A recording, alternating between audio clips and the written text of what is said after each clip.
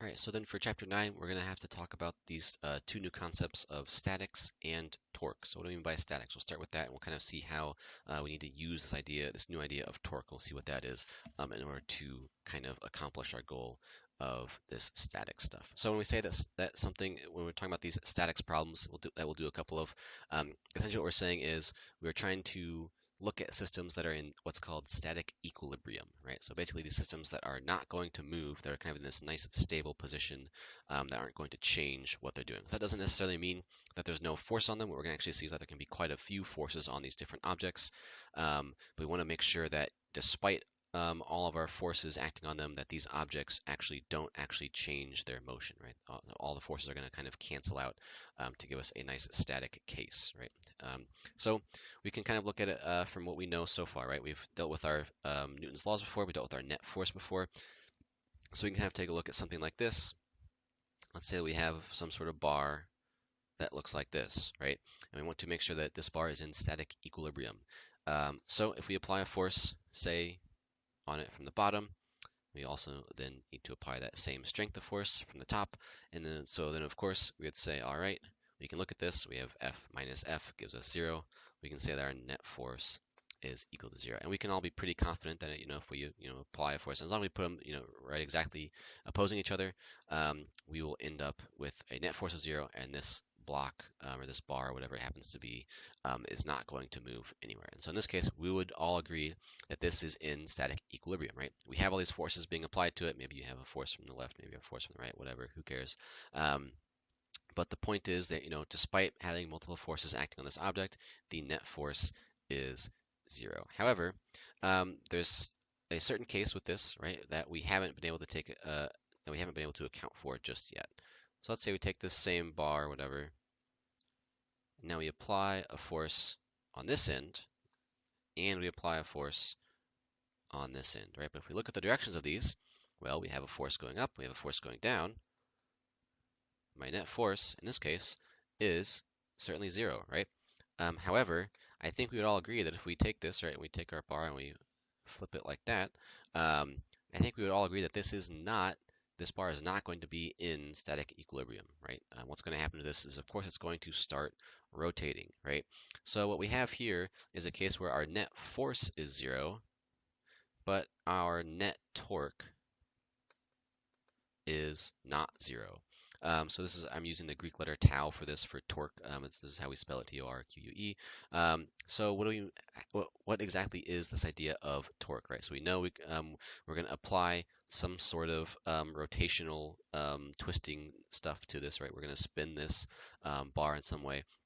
But specifically what we want, if we want this bar to be in static equilibrium, not only do we have to have our net forces be 0, but we also have to have our net torques equal to be 0, right? So let's figure out then what exactly do I mean by this idea of torque. So the first thing that we're going to talk about, this torque that we have, we're going to think of it conceptually. You can kind of think of it as analogous to like a rotational force, right? If I apply a net force on something, I'll start accelerating it off in some direction.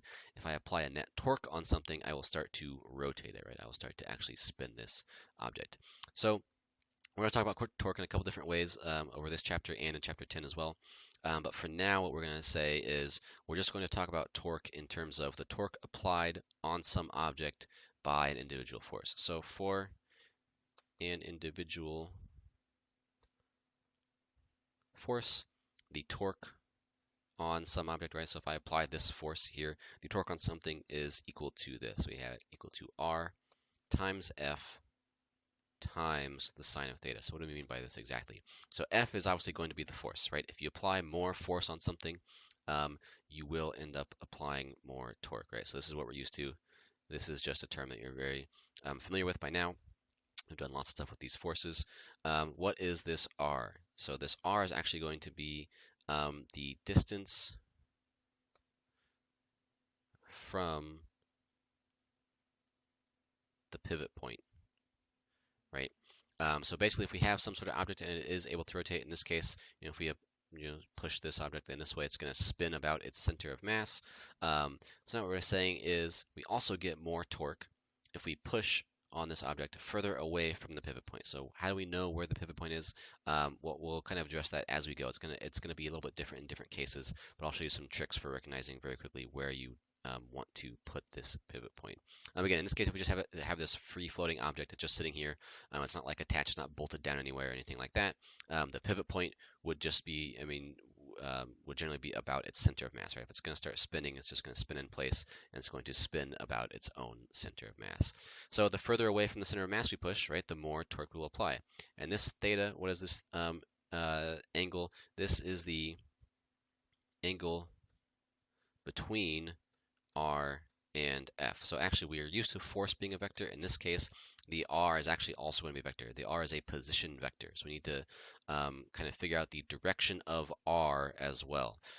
So this theta is going to be the angle between R and F. So what we're actually also going to see is that we get the maximum amount of torque when this theta is 90, right? So sine of 90 gives us 1, right? And we're going to have no torque whatsoever. You can apply as much force as you want, and you will get no torque if your R and F are either in the same directions or in opposite directions from one another, right?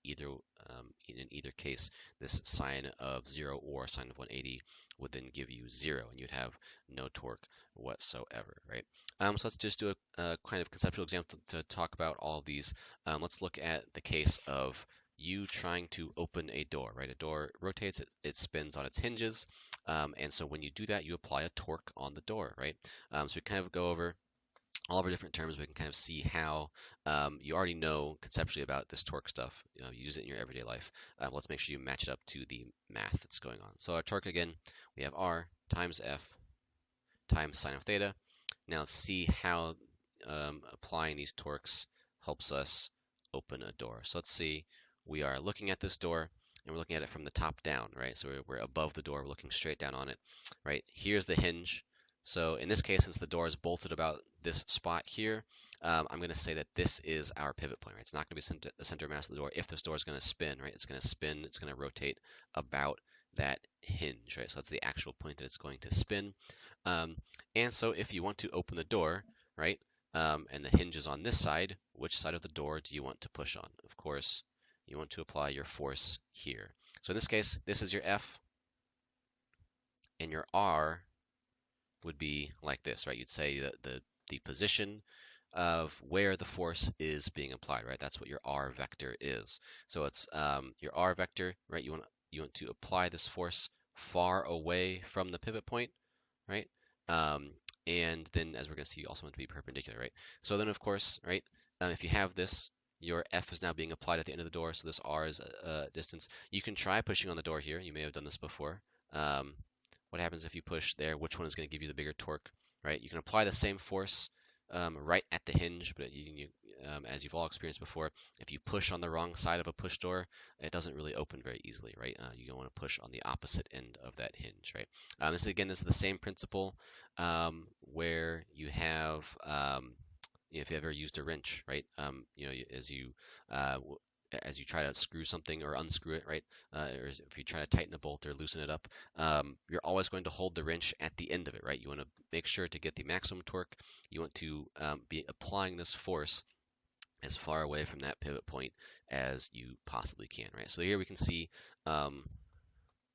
larger R gives you a larger torque, right? And so of course, the more torque that you have, then the more you'll kind of swing this door open, right? So you can clearly see if you apply the force at this end of the door versus this end of the door, right? The same force, you'll get a much stronger torque if you apply it at the end. So we can also kind of look at, of course, with this idea of the forces, right? If you just simply apply a stronger force on the door, here's my door again. I'll redraw it like this. If I push on the door very weakly in this way, we'll say this is F1, or if I push on it in a very much stronger force versus F2, right?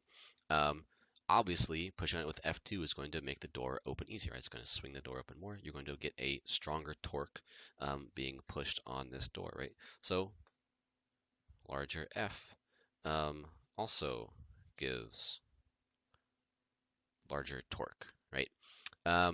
So yeah, of course, further away from the pivot point, stronger force. And then, of course, this last point here, this sine of theta. So how can we kind of visualize this one? So I've kind of already been maximizing my theta here, right? So we're saying this r here again, this is my r vector to where these forces are, right? So the angle between them in this case is 90, but of course we can look at it in another case. Let's say you're trying to open the door, and doors are very new to you. You haven't opened them ever in your life. And so you figured out, okay, I need to push on the end of this door, but you walk up to this door and you push on it like this. Don't ask me how. Maybe you're like in the middle of the doorway or something. It's double doors. You're trying to open the second one, but you push on the door like that. How is this door going to rotate if you push exactly in this direction? Well, here's your R, here's your F, right? In this case, you have an angle between them of 180, right? And so therefore, your sine of theta would be 0, right? Of course, if you push on it on the hinges like this, in this direction, of course, not going to open as well. Actually, and in what we know from this R, if all you do is push on the hinges, regardless of the angle, the door will also never open. Right? You can push on those hinges as much as you want. You might break the hinges, right? You might take the door off the frame, but you're never going to actually rotate it about those hinges by pushing just on the hinges themselves. So of course, also if you just walk up to this door and maybe you push on it, in a very slight angle like this, right? But you're nearly parallel to the door. Again, you might pull it off the hinges or something like that, but you're not actually going to swing the door open. So again, we're going to see is theta equals 90 gives the largest torque, right?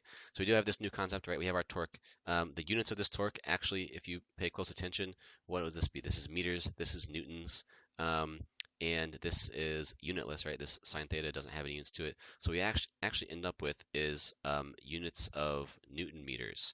And if you remember, what else is in units of Newton meters? It's actually going to be joules, right? So this, it's very interesting, right? Torque behaves very much like a force, but the units are the same as energy. So that's kind of something interesting to think about. We usually don't refer to it as joules. It's not wrong to say that torque is in joules. We usually do refer to torque as Newton meters, right? And the reason is that torque is not really an energy. It happens to have the same units. But strictly speaking, torque is a vector, whereas energy is a scalar, right? That's kind of the main difference. So the units are the same, but the main difference is that torque is a vector. There actually is a direction. For us, the only two directions that we're going to worry about are clockwise and counterclockwise, right? So again, in this case, this force would apply a counterclockwise torque. If I push on it in this direction, this would apply a clockwise torque, right? So those are the only two directions that we're going to deal with for our torques. But yes, it does actually have the same units as energy. But again, we refer to it as Newton meters because it does really behave, because of its vector nature, it does actually behave very similarly to forces. And it is okay to kind of think of it as the rotational analog of forces, especially when we start to derive in this chapter and the next chapter some more of these rotational motion relationships. We'll really see kind of how much in common torque has with force. But again, it's not just force. It is partially based on force, but it's also based on distance from the axis and the angle that you're applying that force at. So let's do a simple example really quickly before we get into the more complicated stuff in the next section. So the easiest torque example, the easiest static equilibrium example that we can have, right? So again, for static equilibrium, we need to satisfy two things. We have to have our net forces be equal to 0, and we have to have our net torques be equal to 0, right? Those are the two things that need to happen in order to have our objects in static equilibrium. So we'll have a very simple example here that we'll start with. We're going to say that there are two kids on a seesaw. And we're going to say they have masses of 30 kilograms and 23 kilograms, right? So we have two kids. One's a little bit bigger than the other. We have a mass of M1 is 30 kilograms, mass 2 is 23 kilograms. And we're going to say if the heavier kid, M1, sits 1.5 meters, whoops, I'm kind of phrasing this awkwardly. If M1 sits 1.5 meters away from the pivot point,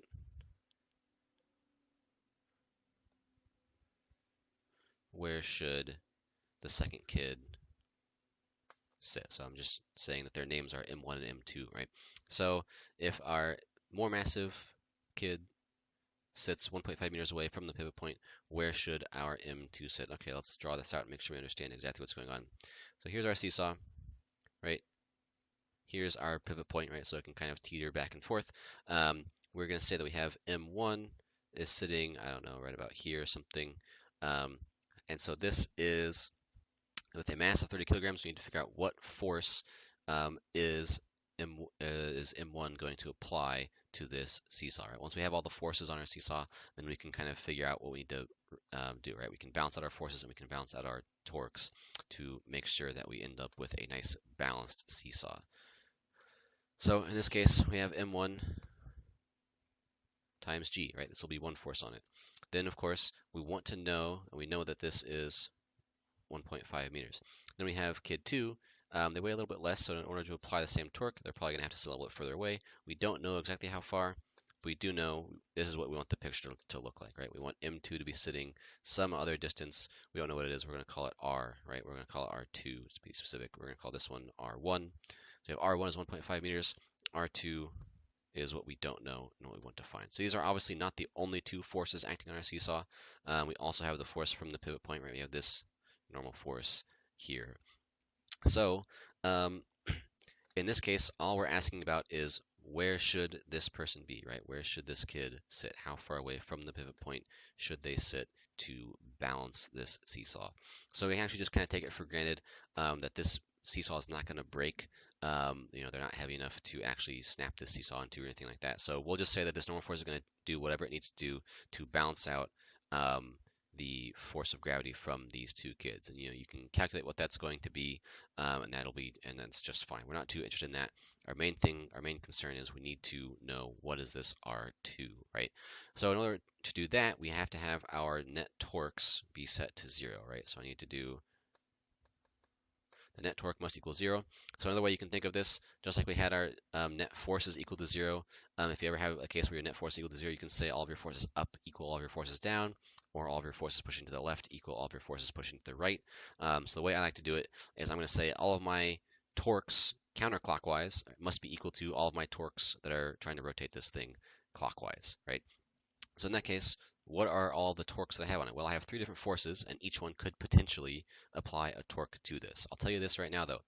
If we look at the force from the pivot point itself, right, this normal force here, this force actually cannot apply a torque. And the reason it can't is because this force is acting at the pivot point.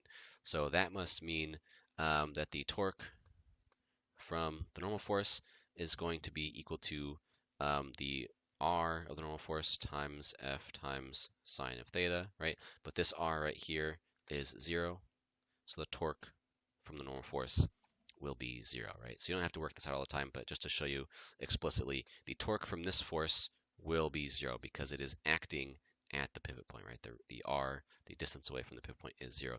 So that leaves these two forces here. So now this force here, this will be a counterclockwise torque, and then this force here will actually be trying to spin it clockwise. So the forces are in the same direction, but because they're on either side of the pivot point, again, should all be relatively intuitive. You probably understand this. They are trying to spin the seesaw in opposite directions. So what does that leave me with? Let's say I have this then. My counterclockwise torque in this case is going to be R1 M1 G. And then what's the angle? So the force being applied at this point, this R is just right along here. So this is a 90-degree angle between my R and my F. So the sine of 90 will be 1, so I don't have to worry about that. So I have R1 M1 G. These are all my counterclockwise torques equal to my clockwise torques, which in the case will be R2 M2 G. Of course, we can cancel out the G's, and now we can simply solve for R2, right? It's a very easy ratio of these masses in this case. So we have R2 is just going to be R1 times M1 over M2. This, of course, is 1.5 meters times 30 kilograms divided by 23 kilograms. And what we end up with is a distance of about 1.95 meters. So if we want to balance the seesaw, if the heavier kid is sitting 1.5 meters away from the center, the lighter kid, in this case the 23 kilogram kid, has to be sitting nearly 2 meters away. And this is what will balance out our seesaw. So again, this is a very simple example. In this case, we have a nice, easy, obvious pivot point to check. We'll go over some more examples before the end of the week. Where this gets a little more complicated, but I'll kind of show you exactly some tricks to always know which pivot point you want to choose.